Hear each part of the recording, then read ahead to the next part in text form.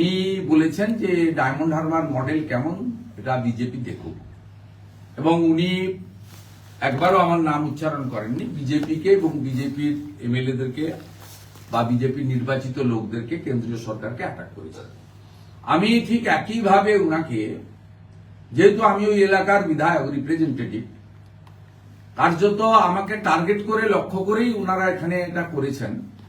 আমি ওনাকে প্রথম প্রশ্ন করি যে আপনার পিসিমণি 1,08,000 ভোট পাওয়ার পরেও নন্দীগ্রামে আসেননি কেন, উনার প্রতিশ্রুতি পূরণ করেননি কেন? যে নন্দীগ্রামের জন্য সিঙ্গুর তো ফ্লপ এবং ফেল কেস, সিঙ্গুর আন্দোলনে আমারও সমর্থন ছিল না, মুখ ফুটে না বললেও ভিতর থেকে আমরা কেউ সমর্থন করি। টাটাকে তাড়ানোটা কোনো মমতা ব্যানার্জির সেদিনের সমর্থকরাও কিন্তু মন থেকে মেনে নেয়নি। সিপিএম যে কায়দায় আন্দোলনকারীদের উপরে লাঠি চালিয়েছিল তার বিরোধিতা প্রতিবাদ হয়েছিল, তাপসী মালিকের খুন ইত্যাদির প্রতিবাদ হয়েছিল, নিরীহ কৃষক বর্গাদারদের গ্রেপ্তারের প্রতিবাদ হয়েছিল, কিন্তু টাটা চলে যাক এটা কেউ চায়নি সেদিন। সেই কারণে আমি ওই আন্দোলনে শরিক ছিলাম না, যুক্ত ছিলাম না। আপনারা আমার কোনো ভূমিকা সেখানে দেখতে পারবেন না। 2 দফায় যে আন্দোলন করেছিল সিঙ্গুরে, কিন্তু নন্দীগ্রামের আন্দোলন ছিল বর্ষতা বিরোধী আন্দোলন। তৎকালীন মুখ্যমন্ত্রী বুদ্ধদেব ভট্টাচার্য নিজে তিনি বলেছিলেন অপ্রথাগত চিঠি এইচডিএ নবী অধিগ্রহণে চিঠি দিতে পারেন না, এবং 14ই মার্চ 2007-এর পরে 19 মার্চ তৎকালীন জেলা শাসক অনুপ আগরওয়ালকে দিয়ে প্রত্যাহার করা হয়েছিল আপনার এই নোটিফিকেশন। আমি ওনার কাছে প্রশ্ন করতে চাই, 15 বছর মুখ্যমন্ত্রী কি কি দিলেন? মুখ্যমন্ত্রী নন্দীগ্রামে 12 সালের 14ই মার্চ এসে বলে গেছিলেন শহীদ মিনার বানাবো, সুদৃশ্য হয়নি। গোকুলনগরে 12 ক্লাস স্কুল বানিয়ে দেব, রেসিডেন্সিয়াল, করেননি। সোনাচূড়াতে আইটিআই বানাবো, করেননি। গত নির্বাচনের সময় ব্রিজের প্রতিশ্রুতি দিয়েছিলেন। হ্যাঁ, আমি জিতেছি 2000 ভোটে, কিন্তু মুখ্যমন্ত্রী তো আপনি হয়েছেন। 1,08,000 ভোট তো নন্দীগ্রামের মানুষ আপনাকেও দিয়েছে, আমাকে যেমন 1,10,000 ভোট দিয়েছেন। আপনি মনে হয় জানেন না, 2009 সালে আমি এমপি হওয়ার পর থেকে প্রত্যেক বছর এমপির কাজের খতিয়ান প্রকাশ করি, আর আমি এমএলএ হিসেবেও আমার কাজের খতিয়ান আমি প্রকাশ করি। আমি কয়েক মাস আগেই, যারা জেলার সাংবাদিক আছেন তারা জানেন, রেয়াপাড়া কমিউনিটি হলে আমি আমার কাজের খতিয়ান প্রকাশ করেছি। আপনি যদি আপনার মেল আইডি দেন, আপনার বাড়িতে তো বা অফিসে আমি তো যাওয়া ঠিক হবে না অনুমতি ছাড়া, তাহলে আমি কাউকে দিয়ে আপনার অফিসে পাঠিয়ে দেব। 2009 সাল থেকে অদ্যবধি প্রত্যেক বছর আমার যেটুকু, আমি তো বিরোধী দলের এমএলএ, আগে 60 লাখ ছিল, এখন 70 লাখ টাকা দেয় বিইউপিতে। আমার প্রত্যেকটা ইঞ্চিতে আমি কমা পূর্ণচ্ছেদ করে সমস্ত ছবি, ফটো, কাজের তালিকা করে দিই। আপনাকে এগুলো মিস ইনফরমেশন করেছে। আপনি যাদের নিয়ে আজকে ঘুরেছেন তারা সব খুনি, 1.5 বছর করে জেল কাটা। সুফিয়ান, আবু তাহের, শাহউদ্দিন, শামসুল, এরা সমস্ত ওখানকার নোটোরিয়াস ক্রিমিনাল। আপনার উচিত ছিল দেবব্রত মাইতি 2021 সালে বিজেপিকে ভোট দেওয়ার জন্য হিন্দু চিল্লগ্রামে খুন হয়েছিল, তার বাড়িতে গিয়ে ক্ষমা চাও। আপনার উচিত ছিল 2024-এ 23 মে লোকসভা ভোটের একদিন আগে মধ্যরাত্রে শিডিউল কাস্ট মহিলা 65 বছরের মনসা বাজারে রথিবালা আড়ি খুন হয়েছিল, তার বাড়িতে গিয়ে ক্ষমা চাওয়া।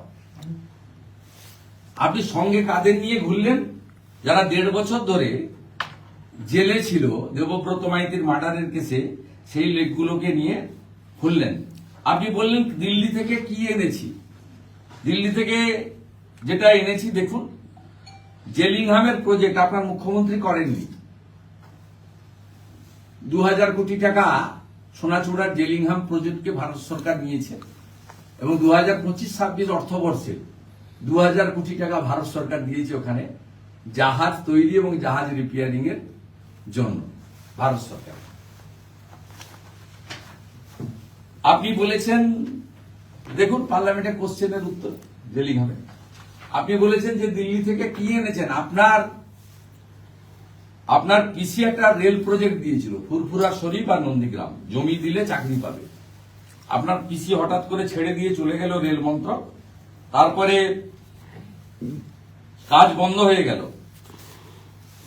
আপনার বন্ধ হয়ে গেল। আমি মাননীয় প্রধানমন্ত্রীর আশীর্বাদ নিয়ে কেন্দ্রীয় রেলমন্ত্রী অশ্বিনী বৈষ্ণবজিকে দিয়ে আমি নতুন করে এই রেল প্রজেক্ট চালু করি এবং থ্রু হাইকোর্ট রেল আপিলে যায়নি। 834 জন রেলে গ্রুপ ডিতে চাকরি পেয়েছে নন্দীগ্রাম থেকে এই 4 বছরে নরেন্দ্র মোদীজির প্রধানমন্ত্রীত্বে, অশ্বিনী বৈষ্ণবের রেলমন্ত্রীতে 834 জন চাকরি পেয়েছে।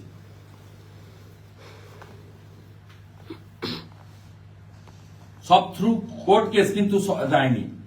নন্দীগ্রাম রেল প্রজেক্টে 315 কোটি টাকা স্যাংশন করেছে ভারত সরকার, 175 কোটি টাকার কাজ কমপ্লিট হয়েছে। আমি মাননীয় সেকেন্ড ইন কমান্ড তৃণমূল কংগ্রেসকে অনুরোধ করব, আর 6 একর জায়গা দরকার রেলটা চালানোর জন্য। আপনারা জমি দিচ্ছেন না, আপনি দয়া করে 6 একরের জমিটা দিয়ে দেন। ভারত সরকারের জাতীয় জলপথ রামেশ্বরমের মতো ফোল্ডিং ব্রিজ করতে চায় হলদিয়া নন্দীগ্রামের সংযোগকারী। আপনারা অ্যাপ্রোচ রোডের জন্য জমিটা অধিগ্রহণ করে দিন। আপনি জানেন না তাই এসব কথা বলেছেন। আমি আপনাকে বলি যে নন্দীগ্রামের মানুষ কি করবে আমি কোনোদিন বলি না, ওখানকার আমি আত্মীয়, তাই দরকারে প্রত্যেক দিন মানুষের সঙ্গে থাকার চেষ্টা করি আমার সীমাবদ্ধ ক্ষমতা দিয়ে। বিরোধী দলনেতাতে খুব বেশি ক্ষমতা থাকে না। একজন বিরোধী দলের এমএলএ এখানে কি তাকে সরকারকে ভিডিও ফোন ধরে না, ডিএম তো দূরের কথা। সেই পরিবেশ পরিস্থিতির মধ্য দিয়েও আমি মানুষের সঙ্গে ওখানে আছি কিনা, দল যদি প্রার্থী করে প্রমাণ হবে। বিজেপি কাকে প্রার্থী করবে আমি বলতে পারি না, কারণ এটা আপনাদের পার্টিতে আপনারা মাইকে বলে দিতে পারেন। আপনি এবং আপনার পিসি দুজনের অথরিটি আছে, যাকে খুশি বাদ দেওয়ার, যাকে খুশি যুক্ত করার। বিজেপির কারোর অথরিটি নেই, সে বলতে পারে সে কোন সিটে দাঁড়াবে।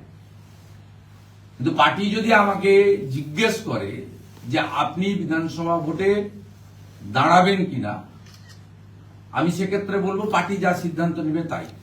পার্টি যদি জিজ্ঞেস করে যে আপনাকে যে কোনো সিটে, যেটা রিজার্ভ নয়, কারণ এসসি বা এসটি রিজার্ভ সিটে আমি দাঁড়াতে পারবো না, আপনাকে যে কোনো